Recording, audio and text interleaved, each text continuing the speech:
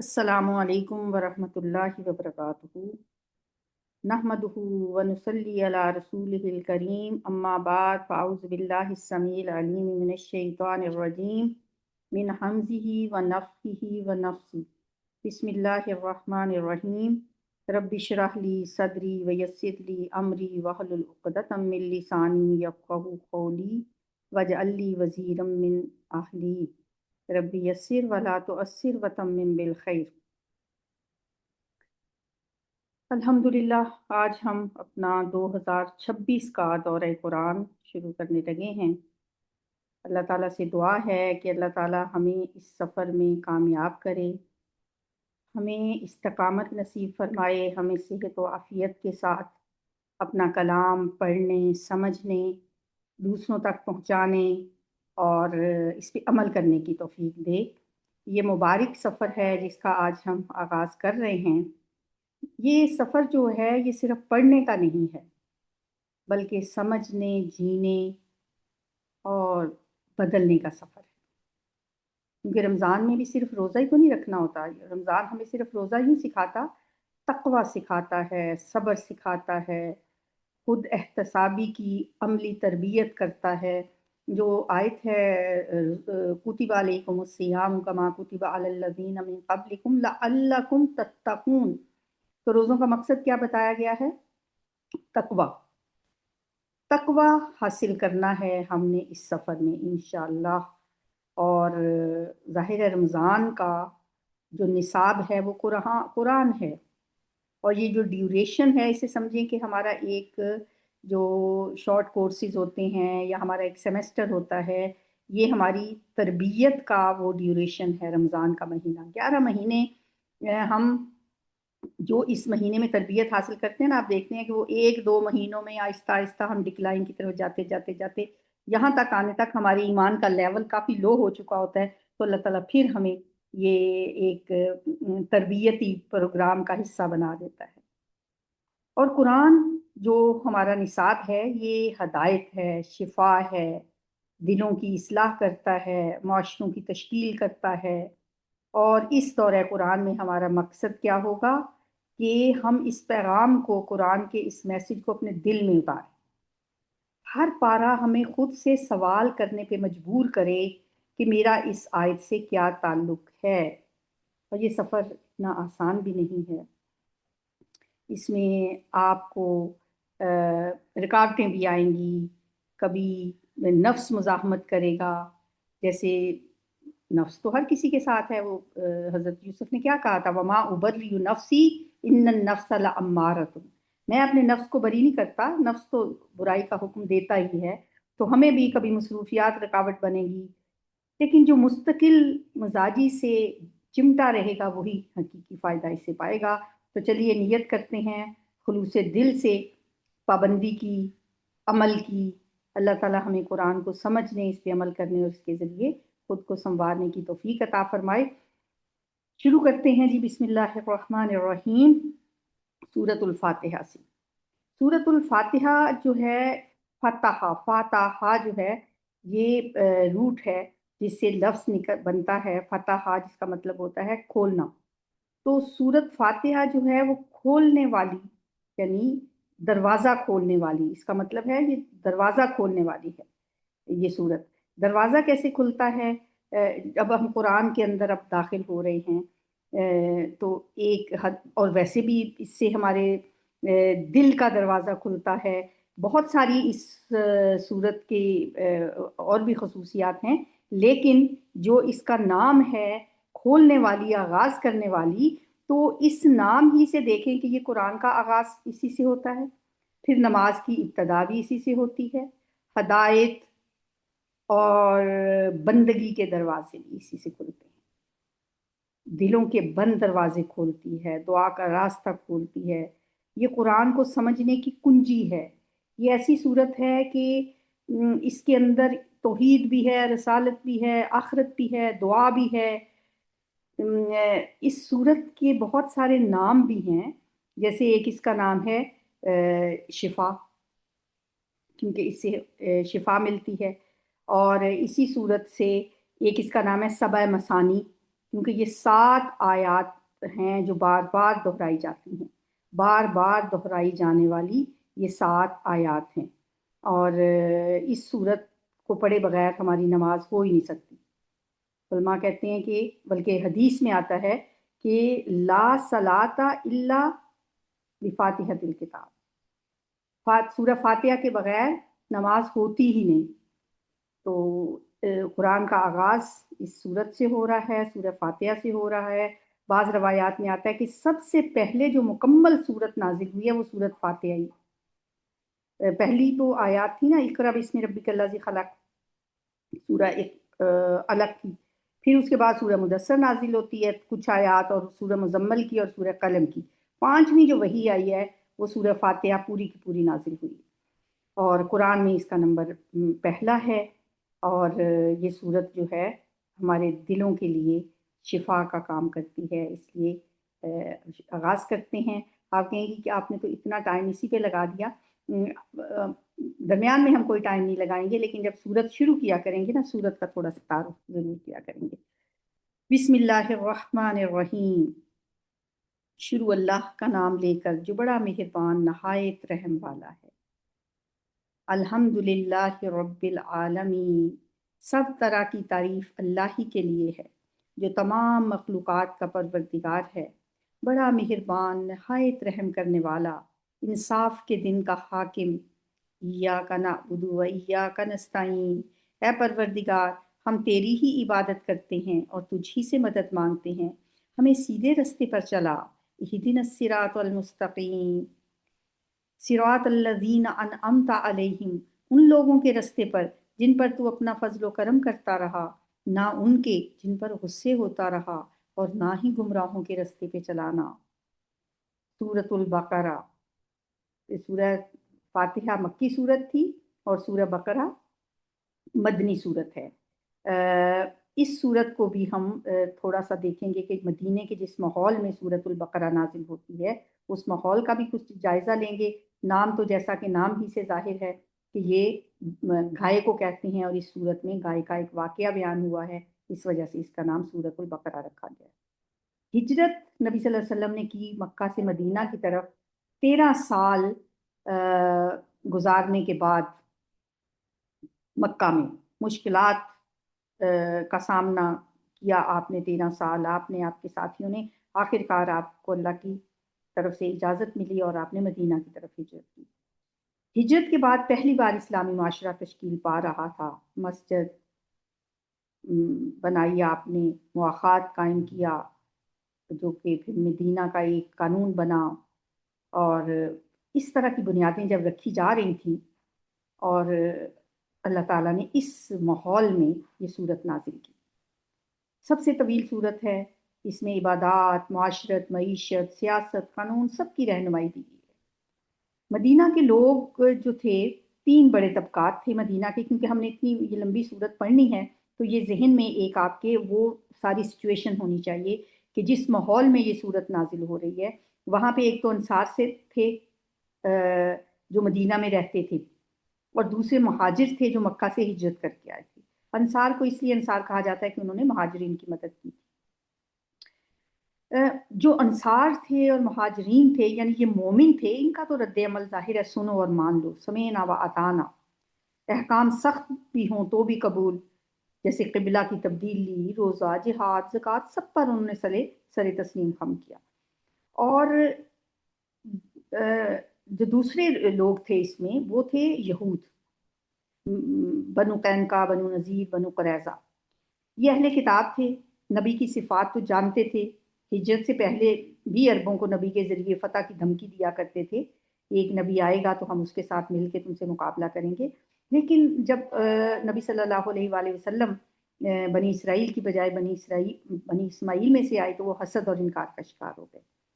پھر بس انہوں نے ضد اور ہٹ دھرمی کا رویہ اختیار کیا، سوالات کرتے تھے، الٹے سیدھے تعویلات دیتے تھے، بہانے بناتے تھے، اور ظاہر شریعت میں تحریف تو وہ کرتے ہی تھے۔ تو اللہ تبارک و تعالیٰ نے اس ماحول میں نبی صلی اللہ علیہ وآلہ وسلم کو جو مکہ سے مدینہ کی طرف بھیجا تو آپ کے سامنے یہ ایک بہت بڑا چیلنج تھا۔ اور سورہ بقرہ میں بنی اسرائیل کی پھر اللہ لمبی تاریخ بھی بیان کرتے ہیں، ان کو جو نعمتیں دی گئی اس کا ذکر ہے، جو نافرمانیاں انہوں نے کی، علم کے باوجود وہ انکار پر اللہ تعالیٰ ان کو سخت وعید بھی سناتے ہیں۔ یہ مسلمانوں کے لیے بھی ایک سبب تھا اس میں، جب اللہ تعالیٰ ان کو وعید سناتے تھے کہ امت مسلمہ بھی اگر بنی اسرائیل کے راستے پہ چلے گی تو اس کا بھی یہی انجام ہوگا۔ اور پھر تیسرا گروہ وہاں پہ تھا منافقین کا، عبداللہ ابن ابی کا جو گروہ تھا، وہ زبان سے تو آمنا کہتے تھے لیکن دل میں انکار ہوتا تھا، مسلمانوں کی کامیابی پر ان کا دل جلتا تھا، مشکلات میں پیچھے ہٹ جاتے تھے۔ سورہ بقرہ میں اللہ تعالیٰ نے ان کی مثالیں دی ہیں، آگے ہم پڑھیں گے، آگ جلانے والے کی مثال، بارش اور اندھیرے کی مثال، یہ مدنی صورتوں کی خاص پہچان ہے، اس طرح کی مثالوں کے ذریعے بات سمجھانا۔ پھر قبلہ کی جب تبدیلی ہوئی تو اب عملی احکامات تھے، تو مومنوں کا رد عمل تو یہ تھا کہ فوراً انہوں نے رخ بدل لیا، اور یہودیوں نے طنز کیا، اعتراض کیے، اور منافقین بھی شک پھیلانے لگے۔ اسی طرح جہاد اور قربانی کی آیتیں جب آتی تھیں تو کچھ دلوں میں خوف ہوتا تھا، اور جو تھے کچھ لوگ تھے جو مومن تھے، اس سے مومنوں کے ایمان میں اور اضافہ ہوتا تھا۔ بہرحال یہ سورہ بقرہ جو ہے ایک نئے اسلامی معاشرے کی آئینی دستاویز بھی ہے، نوٹ کر لیں یہ بات، ایمان کو عمل سے جوڑتی ہے، سچے جھوٹے اور شک میں پڑنے والے سب لوگوں کو بے نقاب کر دیتی ہے۔ یہی وجہ ہے کہ مدینہ کا ماحول تربیت کا ماحول تھا، اور یہ سورہ بقرہ جو ہے اس ماحول میں عمل کی رہنما بنی تھی۔ اب ہم چلتے ہیں اس سورت کی طرف اور اس کو پڑھتے ہیں۔ یہ سورت ویسے بھی فضیلت بھی بہت زیادہ رکھتی ہے۔ نبی صلی اللہ علیہ وسلم نے فرمایا جو شخص سورہ بقرہ اور سورہ آل عمران پڑھتا ہے، قیامت کے دن یہ دونوں صورتیں اس کے دو پرندوں کی شکل میں آئیں گی، یا دو بادلوں کی شکل میں آئیں گی، دو سائبانوں کی شکل میں، اور آ کے وہ اپنے پڑھنے والے کی سفارش کریں گے۔ میں آپ کو بتاؤں کہ سورہ بقرہ پڑھنا مشکل نہیں ہوتا، اگر آپ عادت بنا لیں، روز پڑھنے لگ جائیں نا، کوئی 1 گھنٹہ آپ نکال لیں تو سورۃ بقرہ کی تلاوت آپ کر سکتے ہیں۔ خاص طور پہ جنہوں نے ترجمہ پڑھا ہوا ہے، اس پہ جو ٹائم لگایا ہوا ہے، تو ان کے لیے پھر بہتر ہو جاتا ہے کہ تیز تیز کی قرآن پڑھنا، اور سورۃ بقرہ پوری پڑھ کے تو سورۃ آل عمران کی شروع کی آیات پڑھ لیں، آخر کی پڑھ لیں، اور اللہ سے دعا کر لیں یا اللہ ہمیں ان لوگوں میں شامل کر لینا۔ اگر ہم پوری دو نہیں بھی پڑھ سکتے اور کبھی زندگی میں ایک دفعہ کبھی دونوں بھی پڑھ کے دیکھ لیں، اللہ تعالیٰ ہمیں توفیق عطا فرمائے۔ مشکل تو ہے لیکن اتنا بڑا ریوارڈ بھی تو ہے نا، سفارش کریں گی یہ دونوں صورتیں آگے۔ شروع کرتے ہیں جی۔ اچھا، اب مکی مدنی صورتوں کا آپ نے دھیان رکھنا ہے۔ سورہ فاتحہ تو مکی صورت تھی، اب مدنی صورت ہے، اور یہ جو میں نے مدینہ کا ماحول آپ کو سنایا ہے یہ آپ ذہن میں رکھتے ہوئے آپ اس کو پڑھیں گے، ہم سنیں گے۔ بسم اللہ الرحمن الرحیم، الف لام میم، الف لام میم، ذالک الکتاب لا ریب فیہ، یہ کتاب قرآن مجید، اس میں کچھ شک نہیں کہ کتاب اللہ کی ہے اور اللہ سے ڈرنے والوں کی رہنما ہے۔ ھدی للمتقین، جو متقی ہیں، جو اللہ سے ڈرنے والے ہیں، ان کی رہنما ہے، ان کے لیے ہدایت ہے۔ وہ کون ہوتے ہیں متقین؟ جو غیب پر ایمان لاتے ہیں اور آداب کے ساتھ نماز پڑھتے ہیں، اور جو کچھ ہم نے ان کو عطا فرمایا ہے اس میں سے خرچ کرتے ہیں۔ یہ نمبر بار لکھتے چلے جائیں اب یہ کوالٹیز متقین کی، کیونکہ ہمیں متقی بننا ہے۔ متقی بننے کے لیے یہ عادات اپنے اندر پیدا کرنی ہیں اور اصلاح کرنے والی ہیں۔ یقیمون الصلاۃ ومما رزقناہم ينفقون، ادھر سے آپ پڑھیں گے، والذین یؤمنون بما انزل الیک وما انزل من قبل، اور اگلی ان کی کوالٹی کیا ہے؟ جو کتاب محمد صلی اللہ علیہ وسلم آپ پر نازل ہوئی ہے اور جو آپ سے پہلے کتابیں پیغمبروں پہ نازل ہوئی ہیں وہ سب پر ایمان لاتے ہیں۔ اور آخری خوبی ان کی کیا ہے؟ وبالآخرۃ هم یوقنون، وہ آخرت پر یقین رکھتے ہیں۔ یہی وہ لوگ ہیں اپنے رب کی طرف سے جو ہدایت پر ہیں، اور یہی کامیاب ہونے والے لوگ ہیں۔ مفلحین کی صفات، کامیاب لوگوں کی صفات اور متقین کی صفات یہی ہیں جو اللہ تعالیٰ نے آیت نمبر 5 تک بتا دی ہیں۔ دوسرا گروہ مدینہ میں کون سا تھا؟ ایک تو مومنین کا تھا نا، دوسرا اب کن لوگوں کا تھا؟ یہ ظاہر ہے یہ زیادہ تو کافر جو تھے مکہ میں تھے لیکن مدینہ میں بھی تھے۔ اولئک علی ان الذین کفروا، جو لوگ کافر ہیں انہیں آپ نصیحت کریں یا نہ کریں ان کے لیے برابر ہے، وہ ایمان نہیں لائیں گے۔ متقین کا تو بتایا نا۔ اب کافر کیسے ہوتے ہیں کہ انہیں فرق ہی نہیں پڑتا، آپ انہیں ہدایت کرتے رہیں نہ کرتے رہیں، ان کے دلوں پہ سختیاں ان کے دلوں کے اندر ہوتی ہیں، وہ ایمان نہیں لائیں گے، کیونکہ اللہ نے ان کے دلوں اور کانوں پر مہر لگا رکھی ہے، اور ان کی آنکھوں پر پردہ پڑا ہوا ہے، اور ان کے لیے بڑا عذاب تیار ہے۔ اور بعض لوگ ایسے ہیں جو کہتے ہیں ہم اللہ پر ایمان لائے اور روز آخرت پر بھی ایمان لائے، حالانکہ وہ ایمان نہیں رکھتے۔ یہ تیسرا گروہ آ گیا، پہلا متقین کا، دوسرا کافروں کا، اور تیسرا منافقین کا گروہ ہے، جو زبان سے کچھ اور کہتے ہیں اور ان کے دلوں میں کچھ اور ہے۔ وہ اپنے خیال میں، اپنے بندار میں اللہ کو اور مومنوں کو دھوکہ دیتے ہیں، مگر حقیقت میں اپنے سوا کسی کو دھوکہ نہیں دیتے، اور وہ اس بات سے بے خبر ہیں۔ یہ دھوکہ وہ اللہ کو نہیں دے رہے، ان کے دلوں میں کفر کا مرض تھا، اللہ نے ان کا مرض اور زیادہ کر دیا، اور ان کے جھوٹ بولنے کے سبب ان کو دکھ دینے والا عذاب ہوگا۔ استغفر اللہ۔ اور جب ان سے کہا جاتا ہے کہ زمین میں فساد نہ کرو، تو کہتے ہیں کہ ہم تو اصلاح کرنے والے ہیں۔ الا انہم هم المفسدون، دیکھو یہ بلا شبہ خود ہی مفسد ہیں، لیکن اس بات کی خبر نہیں رکھتے۔ اور جب ان سے کہا جاتا ہے کہ جس طرح اور لوگ ایمان لے آئے تم بھی ایمان لے آؤ، تو کہتے ہیں بھلا جس طرح بیوقوف لوگ ایمان لائے اسی طرح ہم بھی ایمان لے کر آئیں۔ سن لو کہ یہی بیوقوف ہیں لیکن جانتے نہیں۔ اور یہ لوگ جب مومنوں سے ملتے ہیں تو کہتے ہیں کہ ہم ایمان لے آئے ہیں، اور جب اپنے شیطانوں میں جاتے ہیں یعنی اپنے سرداروں کے پاس تو ان سے کہتے ہیں کہ ہم تمہارے ساتھ ہیں، اور ان سے تو ہم ہنسی مذاق کرتے ہیں۔ انما نحن مستہزئون، مسلمانوں سے تو ہم صرف مذاق کرتے ہیں، ان منافقوں سے اللہ مذاق کرتا ہے، اللہ ہنسی کرتا ہے۔ اللہ یستہزئ بہم ویمدہم فی طغیانہم یعمہون، اور انہیں مہلت دیے جاتا ہے کہ شرارت اور سرکشی میں بڑے بہک رہے ہیں۔ یہ وہ لوگ ہیں جنہوں نے ہدایت چھوڑ کر گمراہی خریدی، تو نہ تو ان کی تجارت ہی نے ان کے کچھ نفع دیا اور نہ وہ ہدایت یافتہ ہی ہوئے۔ ان کی مثال اس شخص کی سی ہے جس نے شب تاریک میں آگ جلائی، جب آگ نے اس کے ارد گرد کی چیزیں روشن کیں تو اللہ نے ان لوگوں کی روشنی زائل کر دی اور ان کو اندھیروں میں چھوڑ دیا کہ کچھ نہیں دیکھتے۔ یعنی ان کے پاس ہدایت آئی، پیغمبر آئے، پیغمبر صلی اللہ علیہ وآلہ وسلم نے آ کے ان کو ایمان کی روشنی دکھائی، لیکن انہوں نے اس سے فائدہ نہیں اٹھایا، تو اللہ نے ان کی روشنی زائل کر دی اور ان کو اندھیروں میں چھوڑ دیا، کچھ نہیں دیکھ پاتے۔ یہ بہرے ہیں، گونگے ہیں، اندھے ہیں کہ کسی طرح سیدھے رستے کی طرف لوٹ ہی نہیں سکتے۔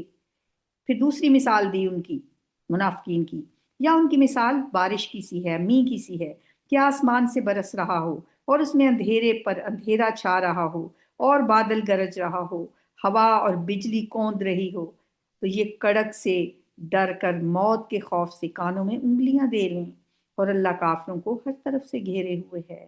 قریب ہے کہ بجلی کی چمک ان کی آنکھوں کی بصارت تو چک لے جائے۔ جب بجلی چمکتی ہے اور ان پر روشنی ڈالتی ہے تو اس میں چل پڑتے ہیں، اور جب اندھیرا ہو جاتا ہے تو کھڑے کے کھڑے رہ جاتے ہیں۔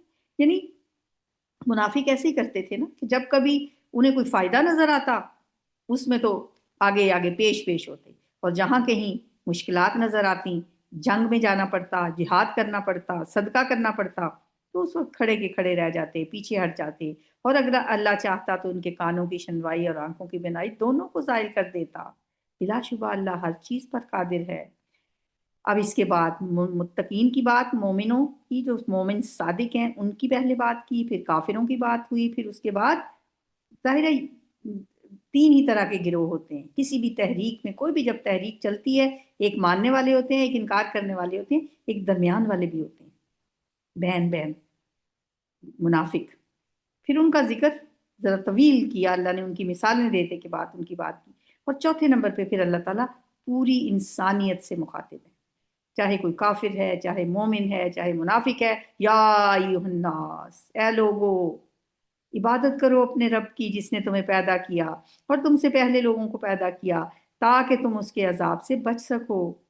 وہ اللہ جس نے تمہارے لیے زمین کو بچھونا اور آسمان کو چھت بنایا اور آسمان سے میंہ برسا کر تمہارے کھانے کے لیے رنگ برنگ کے میوے پیدا کیے، بس کسی کو اللہ کا ہمسر نہ بناؤ، اور تم جانتے تو ہو، اور اگر تم اس کو اور اگر تم کو اس کتاب میں جو ہم نے اپنے بندے محمد صلی اللہ علیہ وآلہ وسلم پر نازل فرمائی ہے کچھ شک ہو تو اسی طرح کی ایک صورت تم بھی ذرا بنا کر لاؤ، اور اللہ کے سوا جو تمہارے مددگار ہیں ان کو بھی بلا لو اگر تم سچے ہو، لے آؤ۔ قرآن نے جگہ جگہ 3-4 مرتبہ یہ چیلنج کیا ہے کہ قرآن جیسی ایک صورت ہی بنا کے لے آؤ، یہاں تو یہ کہا، ایک جگہ کہا 10 آیتیں بنا کے لے آؤ، ایک جگہ کہا کوئی اس جیسا قرآن بنا لو۔ بہرحال ایگزیکٹ نہیں مجھے یاد، 3 جگہ یا 4 جگہ اللہ تعالیٰ نے یہ چیلنج کیا ہے۔ تو یہ شروع میں یہ پہلا چیلنج ہے کہ اگر تمہیں شک ہے اس میں تو جس کو بلانا ہے بلا لو، اپنے مددگار اکٹھے کر لو، لے آؤ اس جیسی کچھ ایک صورت ہی بنا کے لے آؤ۔ لیکن اگر ایسا نہ کر سکو اور ہرگز نہیں کر سکو گے تو اس آگ سے ڈرو جس کا ایندھن انسان اور پتھر ہوں گے اور جو کافروں کے لیے تیار کی گئی ہے، اور جو لوگ ایمان لائے اور نیک عمل کرتے رہے ان کو خوشخبری سنا دو۔ وبشر الذین آمنوا وعملوا الصالحات، کیا خوشخبری سنا دو کہ ان کے لیے نعمت کے باغ ہیں جن کے نیچے نہریں بہہ رہی ہیں، جب انہیں ان میں سے کسی قسم کا میوہ کھانے کو دیا جائے گا تو کہیں گے یہ تو وہی ہے جو ہمیں پہلے بھی دیا گیا تھا، یعنی دنیا میں ہم ایسے ہی پھل کھایا کرتے تھے، اور ان کو ایک دوسرے کے ہم شکل اور میوے دیے جائیں گے، اور وہاں ان کے لیے پاک بیویاں ہوں گی اور وہ بہشتوں میں رہیں گے۔ جنت میں ان کو ایسی ایسی نعمتیں ملیں گی کہ قرآن میں آتا ہے کہ تمہیں پتہ ہی نہیں ہے، وما یعلم نفس ما اخفی لهم من قرۃ اعین، کہ اللہ نے تمہاری آنکھوں کی ٹھنڈک کا سامان کیا چھپا کے تمہارے لیے رکھا ہوا ہے۔ یہاں تو یہ بات ہے نا کہ ایک پھل دیکھیں گے کہیں گے ہاں یہ تو ویسا ہی ہے جیسا دنیا میں تھا، لیکن جب کھائیں گے اس کے مزے اور ہی ہوں گے، اور رنگ برنگ کے ان کو میوے دیے جائیں گے۔ لیکن حدیث میں بھی آتا ہے جنت کی کے بارے میں، اور قرآن کی جو آیت ہے سورہ سجدہ کی، کہ نہیں جانتا کوئی بھی نفس کیا چھپا کے رکھا ہوا ہے اللہ نے ان کے لیے آنکھوں کی ٹھنڈک کا سامان۔ وہ تو دیکھیں گے تو پتہ چلے گا۔ حدیث میں آتا ہے کہ ایسی نعمتیں جنت میں ہوں گی کہ نہ انہیں کسی آنکھ نے پہلے دیکھا ہوگا، نہ کسی کان نے ان کے بارے میں سنا ہوگا، اور نہ کبھی ہمارے تصور میں بھی وہ آئی ہوں۔ اللہم اجعلنا منہم، یا اللہ ہمیں ان لوگوں میں شامل کرنا جو بغیر حساب کے جنت میں جائیں گے۔ اللہم انا نسألک رضوانک والجنہ ونعوذ برحمتک من النار۔ ان اللہ لا یستحیی ان یضرب مثلا ما بعوضۃ فما فوقها، اللہ اس بات سے عار محسوس نہیں کرتا کہ مچھر یا اس سے بڑھ کر کسی بھی چیز مثلا مکھی مکڑی وغیرہ کی مثال بیان فرمائے۔ جو مومن ہیں وہ تو یقین رکھتے ہیں کہ ان کے رب کی طرف سے سچ ہے، اور جو کافر ہیں وہ کہتے ہیں کہ اس مثال سے اللہ کی مراد ہی کیا ہے، اللہ ایسی چھوٹی چھوٹی چیزوں کی مثالیں کیوں دیتا ہے۔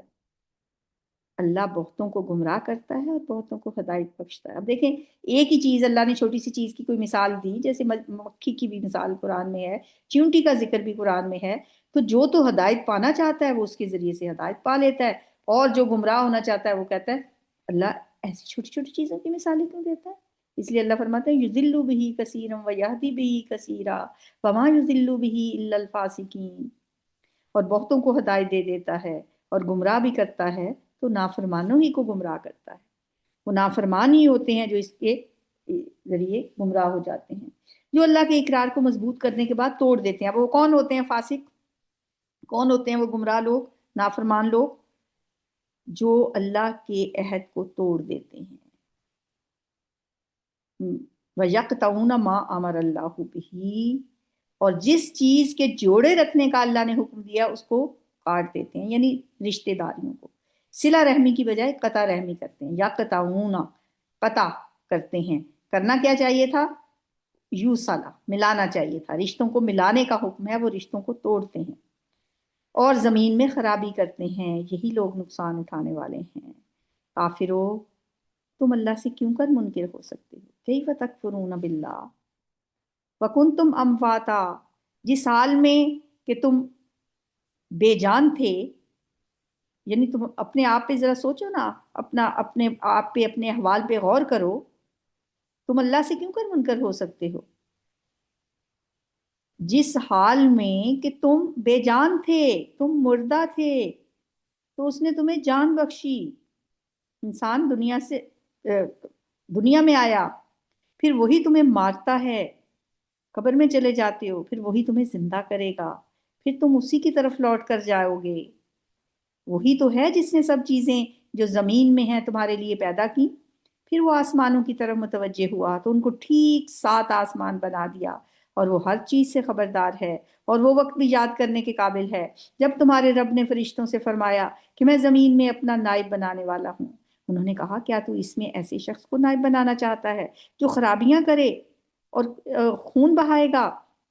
اور ہم تیری تعریف کے ساتھ تسبیح و تقدیس کرتے رہتے ہیں، اللہ ہم تیری عبادت کے لیے کافی نہیں ہے؟ اللہ نے فرمایا میں وہ باتیں جانتا ہوں جو تم نہیں جانتے، انی اعلم ما لا تعلمون۔ اور پھر اس نے آدم کو سب چیزوں کے نام سکھا دیے، پھر ان کو فرشتوں کے سامنے کیا اور فرمایا کہ اگر سچے ہو تو مجھے ان کے نام بتاؤ، انبئونی باسماء ہؤلاء ان کنتم صادقین۔ انہوں نے کہا تو پاک ہے، جتنا علم تو نے ہمیں دیا ہے اس کے سوا ہمیں کچھ معلوم نہیں، بے شک تو دانا اور حکمت والا ہے۔ تب اللہ نے حکم دیا کہ آدم تم ان کو ان چیزوں کے نام بتاؤ جو اللہ نے پہلے سے سکھا دیے تھے حضرت آدم کو۔ اللہ نے حضرت آدم کا مرتبہ فرشتوں سے بڑھانا تھا نا، تو یہ اللہ کی پلاننگ تھی۔ انہوں نے ان کو ان کے نام بتا دیے، تو فرشتوں سے فرمایا کیوں، میں نے تم سے نہیں کہا تھا کہ میں آسمانوں اور زمین کی سب پوشیدہ باتیں جانتا ہوں، اور جو تم ظاہر کرتے ہو اور جو پوشیدہ رکھتے ہو سب مجھے معلوم ہے۔ یعنی اللہ تعالیٰ نے فرشتوں پر آدم کو فوقیت دلوا دی۔ پھر اللہ نے فرشتوں کو حکم دیا کہ آدم کے آگے سجدہ کرو، تو سب سجدے میں گر گئے، مگر ابلیس نے انکار کیا اور غرور میں آ کر کافر بن گیا۔ ابا واستکبر وکان من الکافرین۔ اور ہم نے کہا اے آدم تم اور تمہاری بیوی جنت میں رہو اور جہاں سے چاہو بے روک ٹوک کھاؤ پیو، لیکن اس درخت کے پاس نہ جانا۔ ٹیسٹ وہاں بھی تھا کہ دنیا بھی امتحان ہے، لیکن جنت میں جب اللہ نے ہمارے جد امجد حضرت آدم اور ان کی بیوی حضرت حوا کو بھیجا تو ٹیسٹ وہاں بھی رکھا، کہا اس درخت کے قریب نہ جانا۔ یہ نہیں کہا کہ اس کا پھل نہ کھانا، اس کے قریب بھی نہ جانا۔ اس سے ہمارے لیے کیا لیسن ملتا ہے کہ جو برائی ہوتی ہے نا، ہم کہتے ہیں نہیں نہیں میں وہاں جا تو رہی ہوں لیکن میں یہ نہیں کروں گی، میں وہ نہیں کروں گی، وہ ایک ہو رہا ہے کانسرٹ ہو رہا ہے، میں کون سا گانے سنتی ہوں، بس میں تو ایسے ہی جسٹ فار فن جا رہی ہوں۔ بھئی جس چیز سے منع کیا گیا اس کے قریب ہی نہیں جانا، تم دونوں اس کے قریب نہ جانا ورنہ تم ظالموں میں سے ہو جاؤ گے۔ پھر شیطان نے دونوں کو وہاں سے پھسلا دیا اور جس عیش و نشاط میں تھے اس سے ان کو نکلوا دیا۔ تب ہم نے حکم دیا کہ جنت بری سے چلے جاؤ، تم ایک دوسرے کے دشمن ہو، اور تمہارے لیے زمین میں ایک وقت تک ٹھکانہ اور معاش مقرر کر دیا گیا ہے۔ پھر آدم نے اپنے رب سے کچھ کلمات سیکھے اور معافی مانگی تو اس نے ان کا قصور معاف کر دیا، بے شک وہ معاف کرنے والا اور صاحب رحم ہے۔ وہ کلمات کیا تھے؟ ربنا ظلمنا انفسنا وَإِن لَّمْ تَغْفِرْ لَنَا وَتَرْحَمْنَا لَنَكُونَنَّ مِنَ الْخَاسِرِينَ۔ یہ تھا حضرت آدم کا رویہ غلطی کرنے کے بعد۔ اور ادھر ابلیس کا کیا تھا کہ وہ ابا واستکبر وکان من الکافرین۔ یہ فرق تھا ابلیس اور آدم میں۔ ہمیں بھی حضرت آدم کے نقش قدم پہ چلنا ہے۔ غلطی تو انسان سے ہو جاتی ہے، حضرت آدم سے بھی ہو گئی تھی، لیکن غلطی کے بعد پھر کیا کرنا ہے، اصل چیز یہ میٹر کرتی ہے۔ قُلْنَا اهْبِطُوا مِنْهَا جَمِيعًا، ہم نے فرمایا کہ تم سب یہاں سے اتر جاؤ، جب تمہارے پاس میری طرف سے ہدایت پہنچے تو اس کی پیروی کرنا، کہ جنہوں نے میری ہدایت کی پیروی کی ان کو نہ کچھ خوف ہوگا اور نہ وہ غمناک ہوں گے، نہ خوف نہ غم، نہ مستقبل کا کوئی اندیشہ، نہ ماضی کا کوئی حزن و ملال۔ اور جنہوں نے اس کو قبول نہ کیا والذین کفروا وکذبوا بآیاتنا، اور ہماری آیات کو جھٹلایا، وہ دوزخ میں جانے والے ہیں اور وہ ہمیشہ اس میں رہیں گے۔ استغفر اللہ، اللہم لا تجعلنا منہم، یا اللہ ہمیں دوزخ کی آگ سے بچانا، اللہم اجرنا من النار۔ اب اللہ تعالیٰ مخاطب ہو رہے ہیں بنی اسرائیل سے۔ میں نے بتایا مدینے میں 3 قبیلے تھے، مدینہ کے قریب ہی ساتھ ہی ان کی گڑیاں تھیں، ان کے بڑے بڑے قلعے تھے، جن میں وہ رہائش پذیر تھے، اور نبی صلی اللہ علیہ وآلہ وسلم کے آنے سے انہیں بڑی تکلیف تھی اور وہ آپ کی مخالفت کرتے تھے۔ تو اللہ تعالیٰ ان سے مخاطب ہوتے ہیں، یا بنی اسرائیل، اے یعقوب کے بچوں، اے آل یعقوب، اے بنی اسرائیل، یاد کرو میری نعمتیں جو میں نے تم پر کی تھیں، اور اس اقرار کو پورا کرو جو تم نے مجھ سے کیا تھا۔ کیا وعدہ کیا ہوا تھا انہوں نے کہ جو بھی پیغمبر آئے گا ہم اس کی مدد کریں گے، میں اس اقرار کو پورا کروں گا جو میں نے تم سے کیا تھا۔ وَإِيَّايَ فَارْهَبُونَ، اور مجھی سے ڈرتے رہو، اور جو کتاب میں نے اپنے رسول محمد صلی اللہ علیہ وسلم پہ نازل کی ہے، اور جو تمہاری کتاب تورات کو سچا کہتی ہے، اس پر ایمان لاؤ، اور اس سے منکر اول نہ بنو، اس کے انکاری نہ بنو سب سے پہلے۔ وَلَا تَكُونُوا أَوَّلَ كَافِرٍ بِهِ، تم تو اس کے پہلے منکر بن رہے ہو، اور میری آیتوں میں تحریف کر کے ان کے بدلے تھوڑی سی قیمت یعنی دنیاوی فائدے حاصل نہ کرو، اور مجھی سے خوف رکھو۔ وَلَا تَلْبِسُوا الْحَقَّ بِالْبَاطِلِ وَتَكْتُمُوا الْحَقَّ وَأَنْتُمْ تَعْلَمُونَ، اور حق کو باطل کے ساتھ نہ ملاؤ اور سچی بات کو جان بوجھ کر نہ چھپاؤ۔ وَأَقِیمُوا الصَّلَاةَ وَآتُوا الزَّکَاةَ وَارْکَعُوا مَعَ الرَّاکِعِینَ، اور نماز پڑھا کرو اور زکوٰۃ دیا کرو اور اللہ کے آگے جھکنے والوں کے ساتھ جھکا کرو۔ یہ کیا عقل کی بات ہے کہ تم لوگوں کو تو نیکی کرنے کا کہتے ہو اور اپنے آپ کو فراموش کیے دیتے ہو؟ أَتَأْمُرُونَ النَّاسَ بِالْبِرِّ وَتَنْسَوْنَ أَنفُسَكُمْ وَأَنْتُمْ تَتْلُونَ الْكِتَابَ، حالانکہ تم کتاب پڑھتے ہو، اہل کتاب کہلاتے ہو، کیا تم سمجھتے نہیں ہو؟ اور رنج و تکلیف میں صبر اور نماز سے مدد لیا کرو، اور بے شک نماز مشکل ہے مگر ان لوگوں پر مشکل نہیں ہے جو عجز و عاجزی و انکساری کرنے والے ہیں، جو خاشعین ہیں، جو خشوع کرنے والے ہیں، جو یقین رکھتے ہیں کہ وہ اپنے رب سے ملنے والے ہیں اور اس کی طرف لوٹ کر جانے والے ہیں۔ انہم ملاقو ربہم وانہم الیہ راجعون، اے یعقوب کی اولاد، میرے وہ احسان یاد کرو جو میں نے تم پر کیے تھے، اور یہ کہ میں نے تم کو جہان کے لوگوں پر فضیلت بخشی تھی، اور اس دن سے ڈرو جب کوئی کسی کے کچھ بھی کام نہ آئے گا، اور نہ کسی کی سفارش منظور کی جائے گی، اور نہ کسی سے کسی طرح کا بدلہ لیا جائے گا، اور نہ لوگ کسی اور طرح مدد حاصل کر سکیں گے۔ وَلَا هُمْ يُنصَرُونَ، اور ہمارے ان احسانات کو بھی یاد کرو جب ہم نے تم کو قوم فرعون سے نجات بخشی تھی۔ وہ لوگ تم کو بڑا دکھ دیتے تھے، تمہارے بیٹوں کو قتل کر دیتے، بیٹیوں کو زندہ رہنے دیتے تھے، اور اس میں تمہارے رب کی طرف سے بڑی سخت آزمائش تھی، اور جب ہم نے تمہارے لیے دریا کو پھاڑ دیا، وہ وقت بھی یاد کرو، اور تمہیں نجات دے دی اور فرعون کی قوم کو غرق کر دیا، اور تم دیکھ ہی تو رہے تھے مدینہ میں نبی صلی اللہ علیہ وآلہ وسلم کی مخالفت کرنے والے یہودیوں سے اللہ تعالیٰ کتنے پیار سے مخاطب ہیں اور انہیں سمجھا رہے ہیں۔ دیکھو نصیب میں جن کی ہدایت ہوتی ہے وہی ہدایت پاتا ہے، چند لوگ مسلمان ہوئے ہیں صرف یہود میں سے، اور اللہ تعالیٰ کتنی واضح آیات ان کو سنا رہے ہیں، کس طرح ایک ایک بات انہیں یاد کرا رہے ہیں۔ اور پھر وعیز، اور یاد کرو وہ وقت بھی جب ہم نے موسیٰ سے 40 رات کا وعدہ کیا تو تم نے ان کے پیچھے بچڑے کو معبود مقرر کر لیا، اور تم ظلم کر رہے تھے، کیونکہ شرک سب سے بڑا ظلم ہوتا ہے۔ پھر اس کے بعد ہم نے تمہیں معاف کر دیا تاکہ تم شکر کرو، اور جب ہم نے موسیٰ کو کتاب اور معجزے عنایت کیے تاکہ تم ہدایت حاصل کرو، وہ وقت بھی یاد کر لو۔ اور جب موسیٰ نے اپنی قوم کے لوگوں سے کہا کہ بھائیو، تم نے بچڑے کو معبود ٹھہرانے میں بڑا ہی ظلم کیا ہے، تو اب اپنے پیدا کرنے والے کے آگے توبہ کرو اور اپنے آپ کو ہلاک کر ڈالو۔ یعنی بعض اوقات توبہ تب قبول ہوتی ہے جب جان دینی پڑے، جان دے کے توبہ قبول، تمہارے خالق کے نزدیک تمہارے حق میں یہی بہتر ہے۔ پھر اس نے تمہارا قصور معاف کر دیا، اور بے شک وہ معاف کرنے والا اور صاحب رحم ہے۔ اور جب تم نے موسیٰ سے کہا کہ موسیٰ، جب تک ہم اللہ کو سامنے نہ دیکھ لیں تم پر ایمان نہیں لائیں گے، اتنا بڑا انہوں نے مطالبہ کر لیا، تو یاد کرو کہ تم کو بجلی نے آگ گھیرا اور تم دیکھ رہے تھے۔ فَأَخَذَتْكُمُ الصَّاعِقَةُ وَأَنْتُمْ تَنظُرُونَ، پھر موت آنے کے بعد ہم نے تم کو اثر نو زندہ کر دیا تاکہ تم احسان مانو۔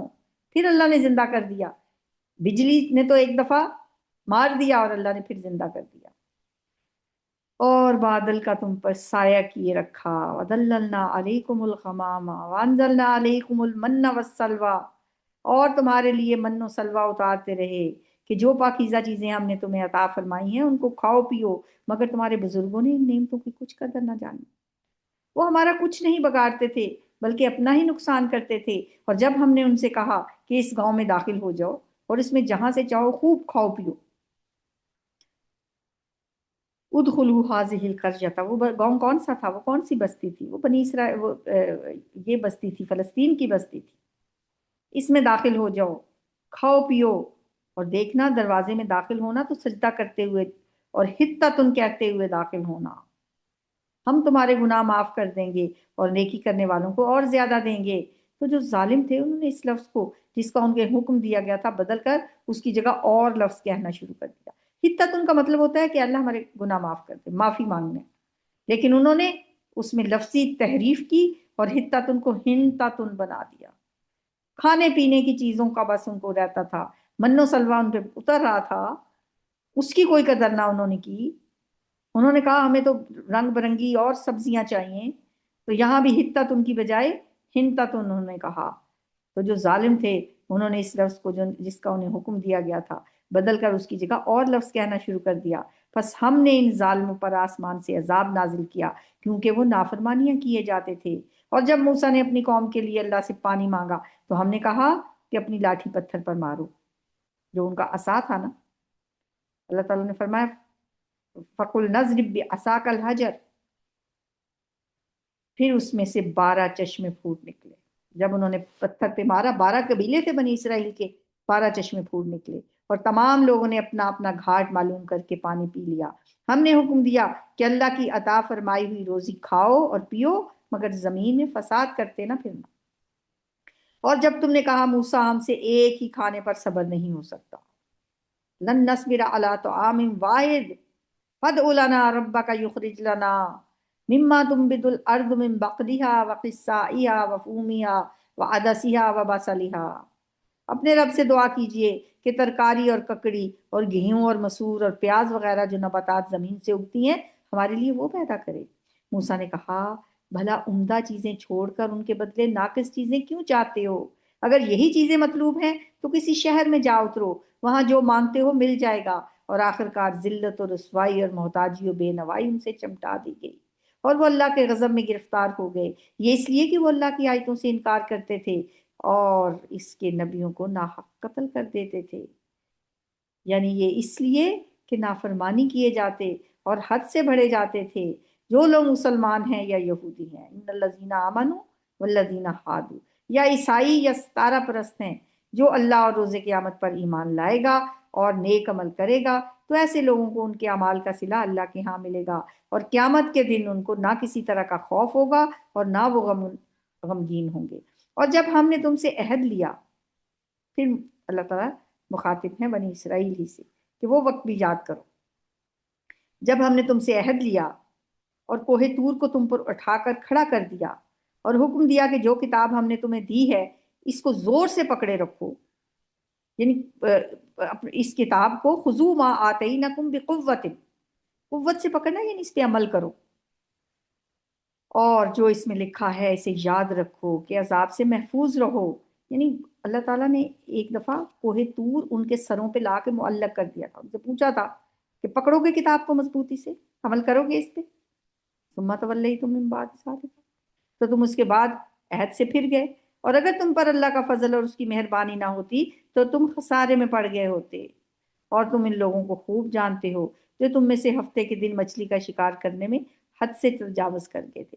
بنی اسرائیل میں سے تھے نا وہ بھی لوگ، ایک بستی تھی سمندر کے کنارے آباد تھی، زیادہ تر لوگ ماہی گیر تھے، مچھلیاں پکڑا کرتے تھے۔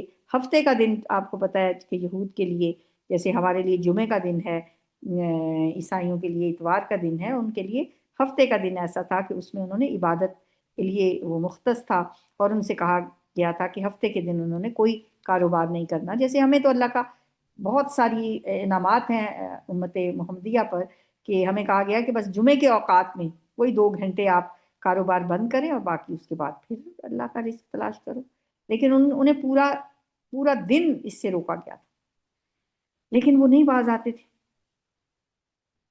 وہ مچھلی کا شکار کرنے میں حد سے تجاوز کر گئے تھے۔ تو ہم نے ان سے کہا کہ ذلیل و خوار بندر بن جاؤ۔ اللہ نے ان کی شکلیں بگاڑ دی، اور اس قصے کو اس وقت کے لوگوں کے لیے اور جو ان کے بعد آنے والے تھے عبرت اور پرہیزگاروں کے لیے نصیحت بنا دیا۔ یعنی جو پرہیزگار ہیں وہ تو اس سے نصیحت حاصل کریں گے۔ اور جب موسیٰ نے اپنی قوم کے لوگوں سے کہا کہ اللہ تم کو حکم دیتا ہے کہ ایک گائے ذبح کرو، اس وجہ سے سورت کا نام سورت البقرہ ہے۔ یہ ایک بقرہ والا واقعہ اس میں آیا ہے، کامن ہے، آپ سب نے سنا ہوا بھی ہوگا۔ تو وہ ایک شخص قتل ہو گیا تھا، اور جب اس کا مقدمہ حضرت موسیٰ کے پاس آیا تو اللہ کے حکم کے مطابق انہوں نے کہا ایک گائے ذبح کرو۔ وہ بولے کیا تم ہم سے ہنسی کرتے ہو، مذاق کرتے ہو؟ ہم آپ سے کیا کہہ رہے ہیں اور آپ کہہ رہے ہیں گائے ذبح کرو۔ موسیٰ نے کہا کہ میں اللہ کی پناہ مانگتا ہوں کہ میں نادان بنوں، یعنی میں مذاق کرنے والوں میں نہیں ہوں۔ انہوں نے کہا اے رب، اپنے رب سے التجا کیجئے کہ وہ ہمیں یہ بتائے کہ وہ گائے کس طرح کی ہو۔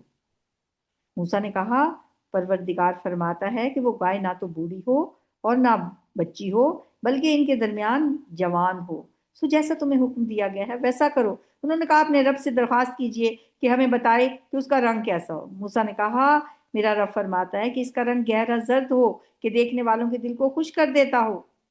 پھر بھی باز نہیں آئے، سوال پہ سوال کیے جا رہے ہیں۔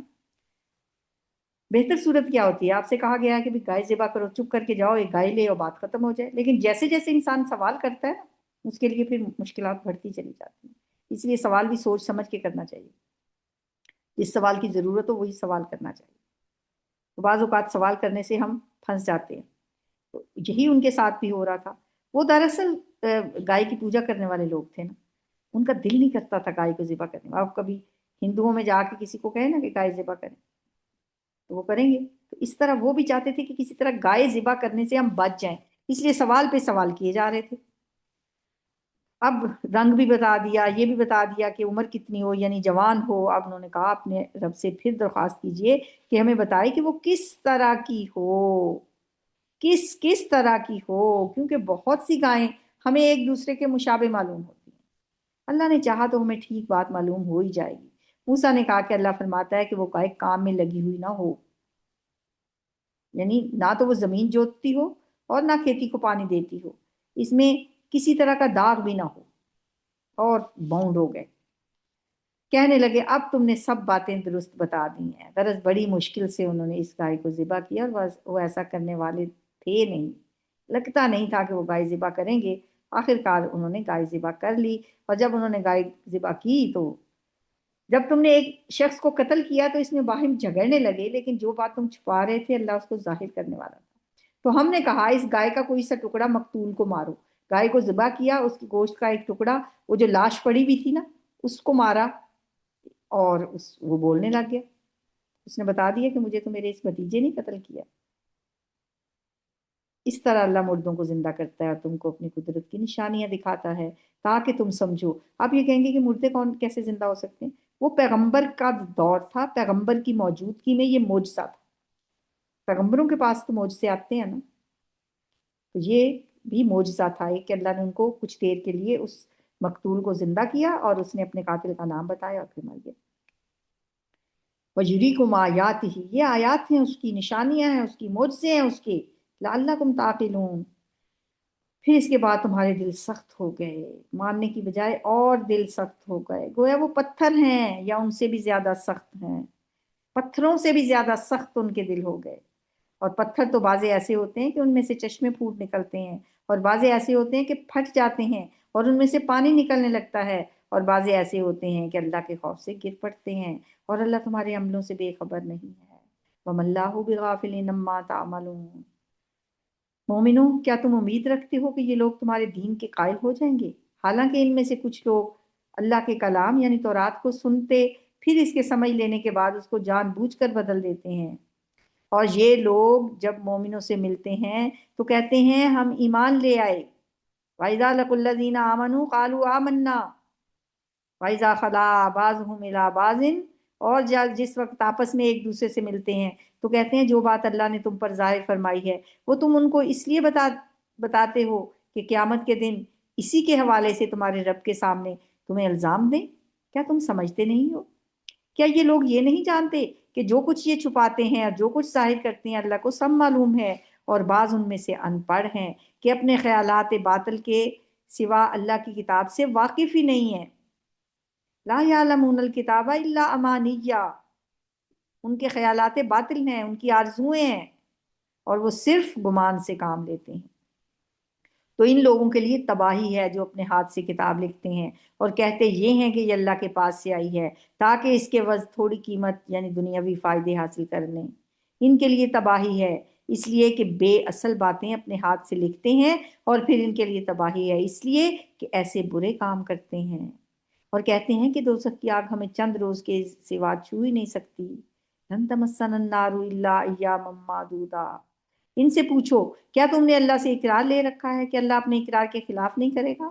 نہیں، بلکہ تم اللہ کے بارے میں ایسی باتیں کہتے ہو جن کا تمہیں علم ہی نہیں ہے۔ ہاں، جو برے کام کرے اور اس کے گناہ ہر طرف سے اس کو گھیر لیں تو ایسے لوگ دوزخ میں جانے والے ہیں، اور وہ ہمیشہ اس میں جلتے رہیں گے۔ اور جو ایمان لائیں اور نیک عمل کریں وہ جنت کے مالک ہوں گے اور ہمیشہ اس میں عیش کرتے رہیں گے۔ اور جب ہم نے بنی اسرائیل سے عہد لیا کہ اللہ کے سوا کسی کی عبادت نہ کرنا، اور ماں باپ اور رشتہ داروں اور یتیموں اور محتاجوں کے ساتھ بھلائی کرتے رہنا، اور لوگوں سے اچھی باتیں کہنا، اور نماز پڑھتے اور زکوٰۃ دیتے رہنا، تو چند لوگوں کے سوا تم سب اس عہد سے منہ پھیر کر پھر بیٹھے۔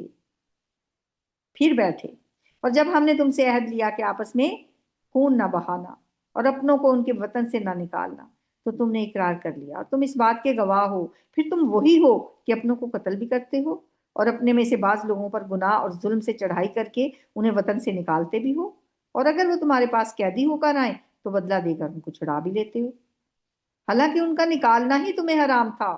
اور یہ کیا بات ہے کہ تم کتاب اللہ کے بعض احکام کو تو مانتے ہو اور بعض سے انکار کر دیتے ہو؟ یعنی اس بات کو تو مانتے ہو کہ بھئی انہیں فدیہ دے کے چھڑانا ہے، یہ بات نہیں یاد کہ ان کو نکالنا ہی نہیں تھا۔ تو جو تم میں سے ایسی حرکت کریں ان کی سزا اس کے سوا اور کیا ہو سکتی ہے کہ دنیا کی زندگی میں تو رسوائی ہو اور قیامت کے دن سخت سے سخت عذاب میں ڈال دیے جائیں۔ اور جو کام تم کرتے ہو اللہ اس سے غافل نہیں ہے۔ وَمَا اللَّهُ بِغَافِلٍ عَمَّا تَعْمَلُونَ، یہ وہ لوگ ہیں جنہوں نے آخرت کے بدلے دنیا کی زندگی خریدی، سو نہ تو ان سے عذاب ہلکا کیا جائے گا اور نہ ان کو اور طرح کی مدد مل سکے گی۔ وَلَا هُمْ يُنصَرُونَ۔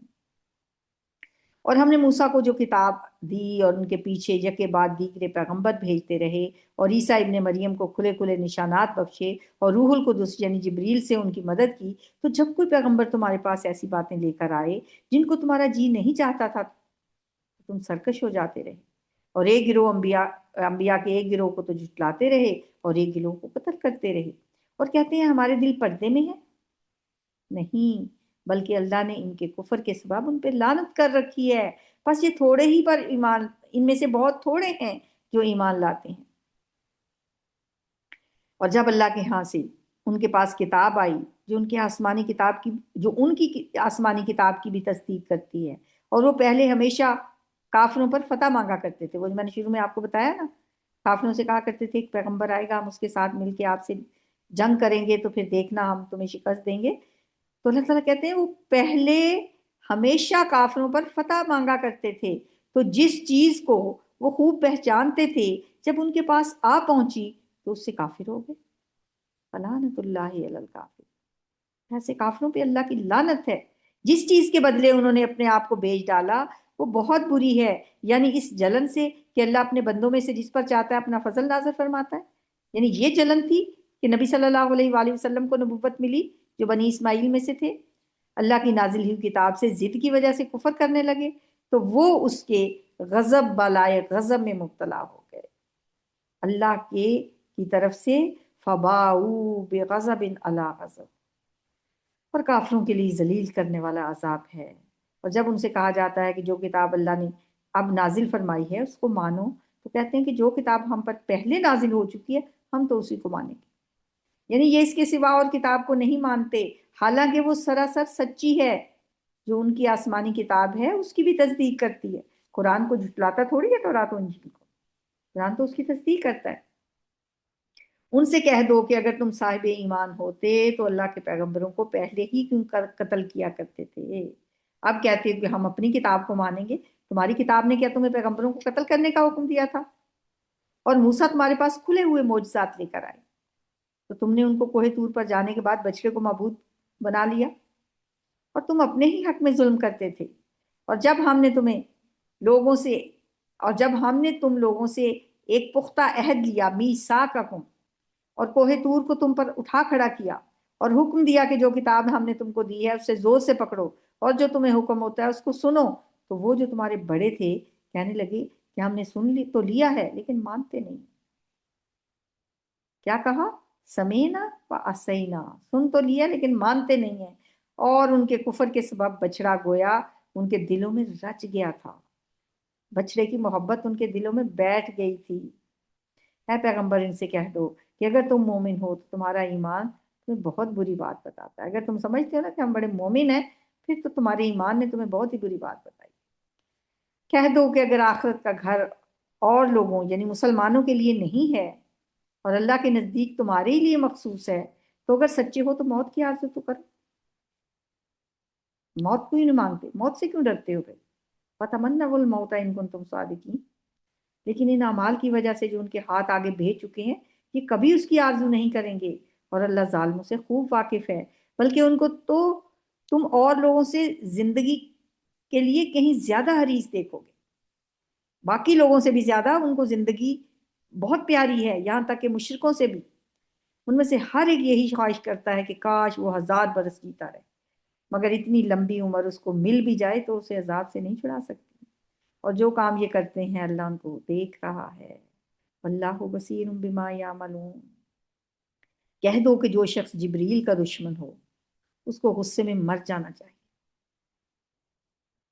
اس نے تو یہ کتاب اللہ کے حکم سے تمہارے دل پر نازل کی ہے، جو پہلی آسمانی کتابوں کی تصدیق کرتی ہے اور ایمان والوں کے لیے ہدایت اور بشارت ہے۔ جبریل کو اپنا دشمن سمجھتے تھے، کہتے تھے یہ ہماری قوموں پہ عذاب لے کے آتا رہا ہے یہ فرشتہ، تو اللہ تعالیٰ فرمانے جو اس کو دشمن سمجھتا ہے، من کانا عدو للہ و ملائکتہ و رسلہ و جبریل و میکالا فإن اللہ عدو للکافرین، جو شخص اللہ کا اور اس کے فرشتوں کا اور اس کے پیغمبروں کا اور جبریل اور میکائیل کا دشمن ہو تو ایسے کافروں کا اللہ بھی دشمن ہے، اور ہم نے تمہارے پاس سلجھی ہوئی آیتیں ارسال فرمائی ہیں، آیات بینات، اور ان سے انکار وہی کرتے ہیں جو بد کردار ہیں۔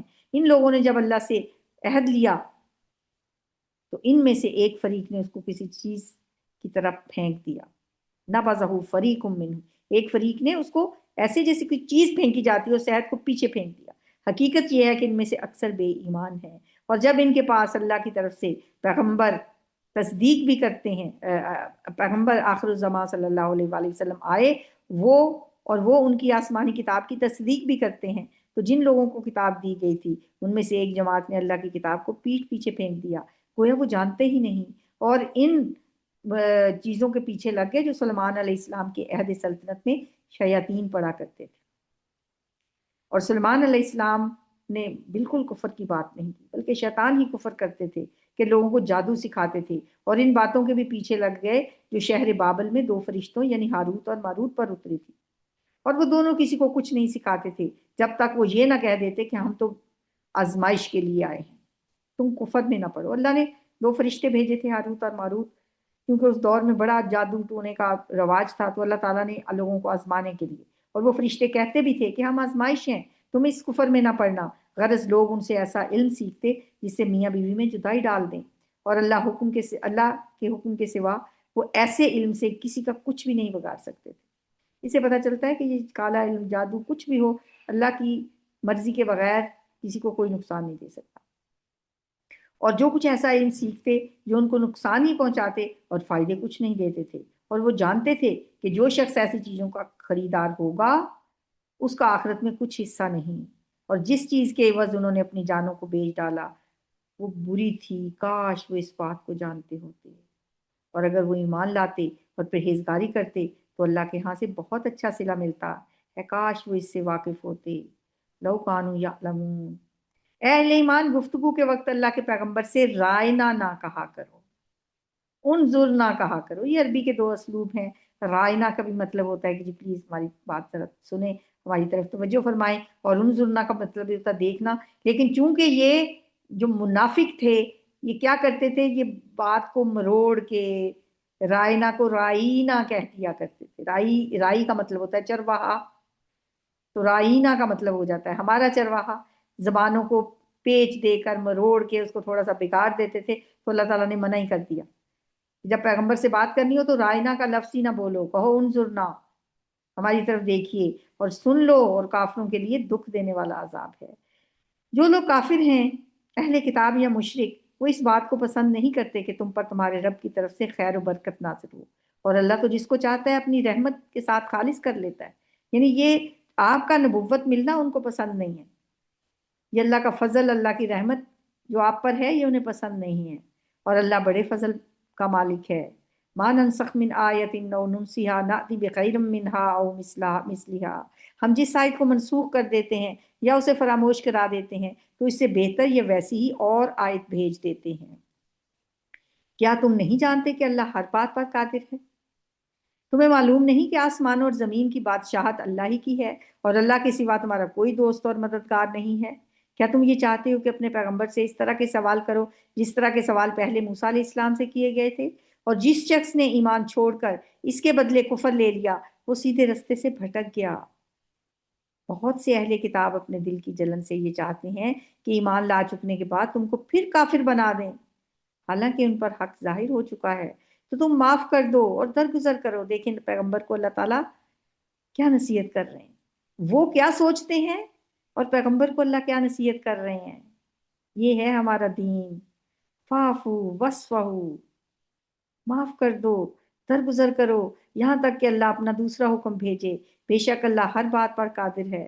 واقیموا الصلاۃ وآتوا الزکاۃ، نماز ادا کرتے رہو اور زکوٰۃ دیتے رہو، اور جو بھلائی اپنے لیے آگے بھیج رکھو گے اس کو اللہ کے ہاں پا لو گے، کچھ شک نہیں کہ اللہ تمہارے سب کاموں کو دیکھ رہا ہے۔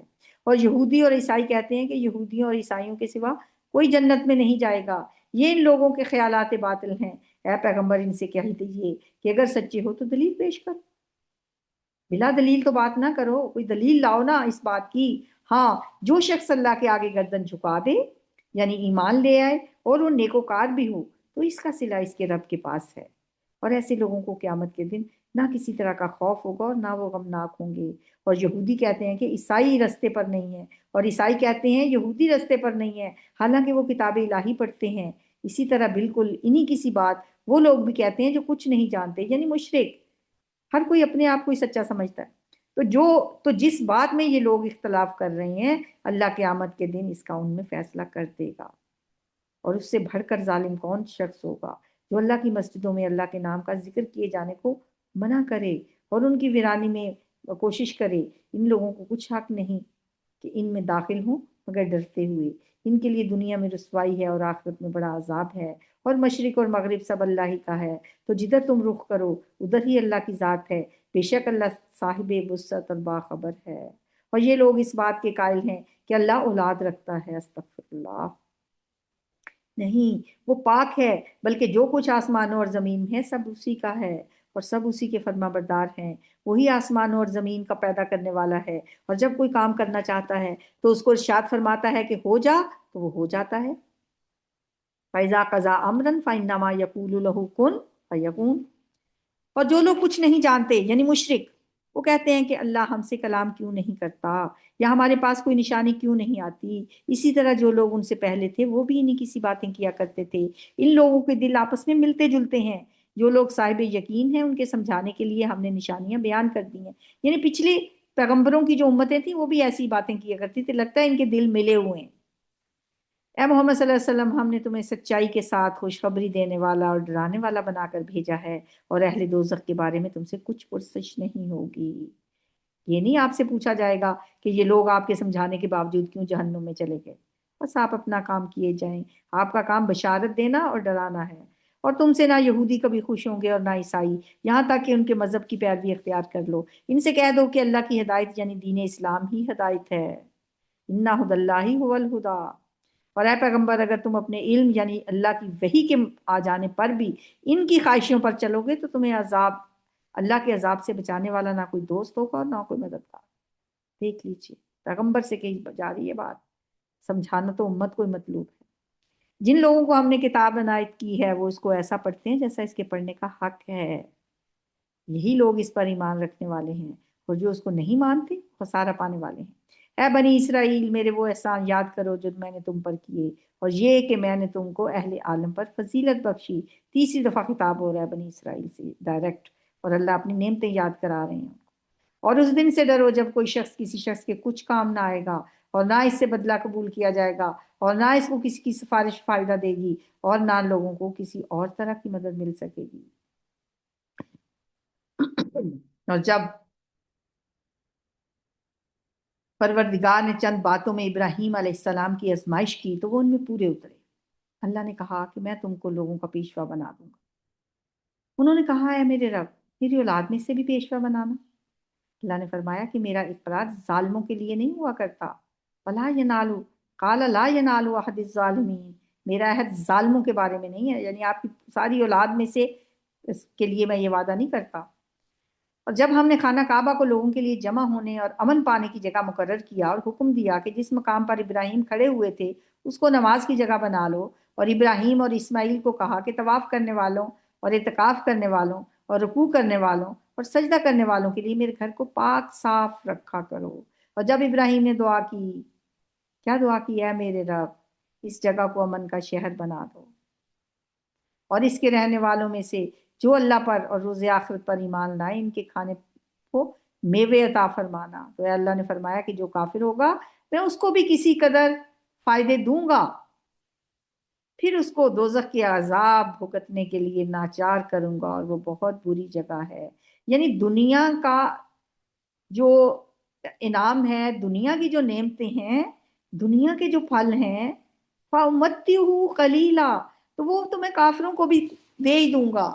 یہ جو متاع قلیل ہے اس میں کافر اور مومن کا اللہ نے کوئی فرق نہیں رکھا۔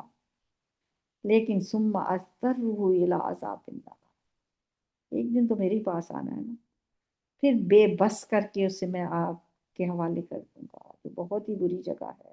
اور جب ابراہیم اور اسماعیل علیہ السلام بیت اللہ کی بنیادیں اونچی کر رہے تھے تو دعا کیے جاتے تھے کہ اے ہمارے رب ہم سے یہ خدمت قبول فرما لے، بے شک تو سننے والا اور جاننے والا ہے۔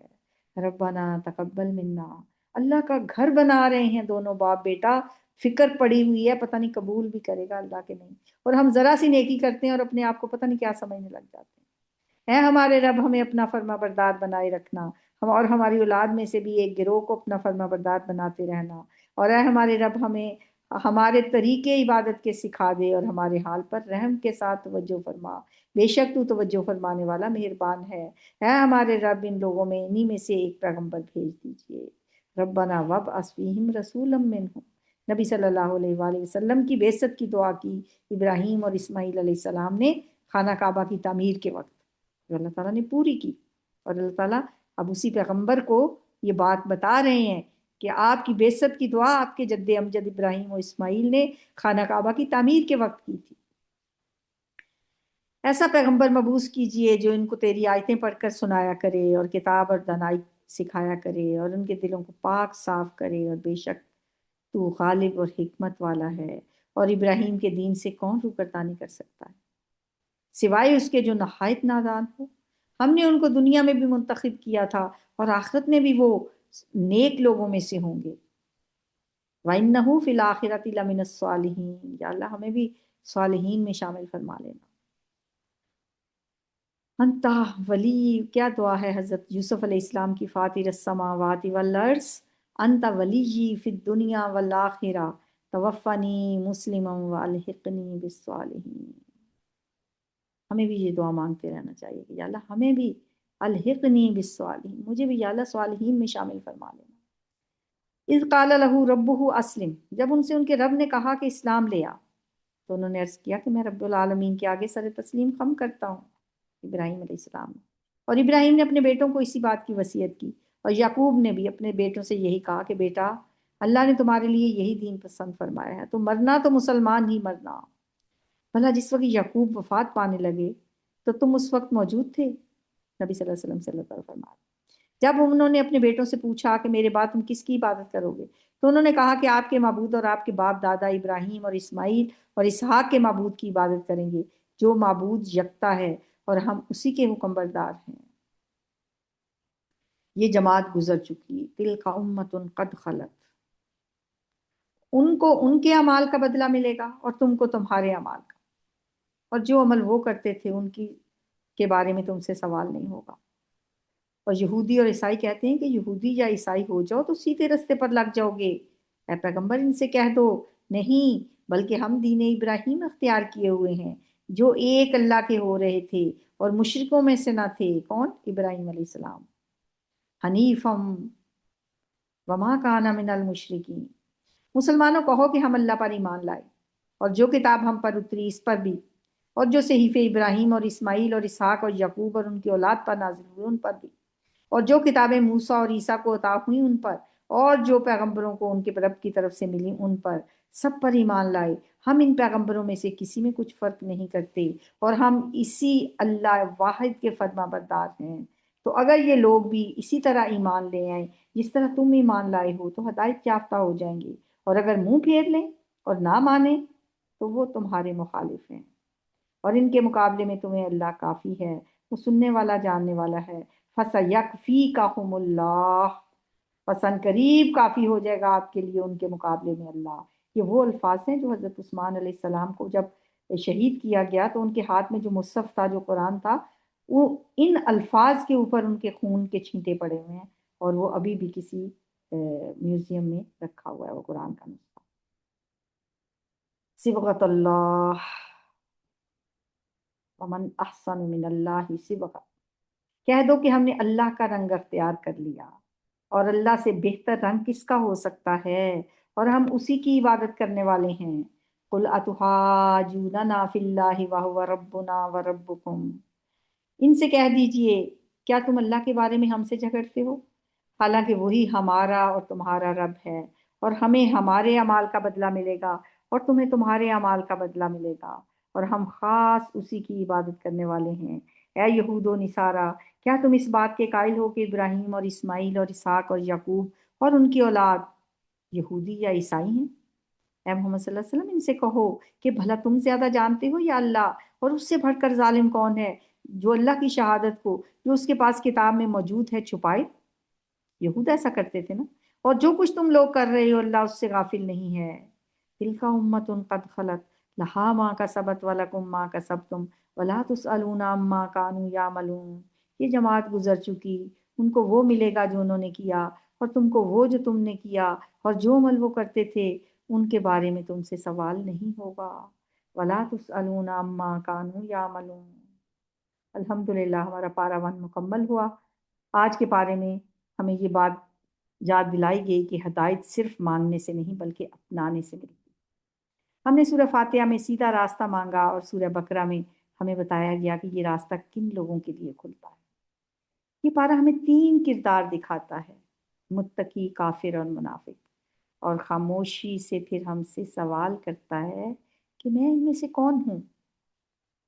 پھر حضرت آدم کے واقعے سے ہم نے سیکھا کہ غلطی انسان سے ہو جاتی ہے مگر واپسی کا دروازہ کبھی بند نہیں ہوتا، اور بنی اسرائیل کی تاریخ نے ہمیں بتایا کہ نعمتیں شکر سے باقی رہتی ہیں اور نافرمانی کرنے والوں سے چھن جایا کرتی ہیں۔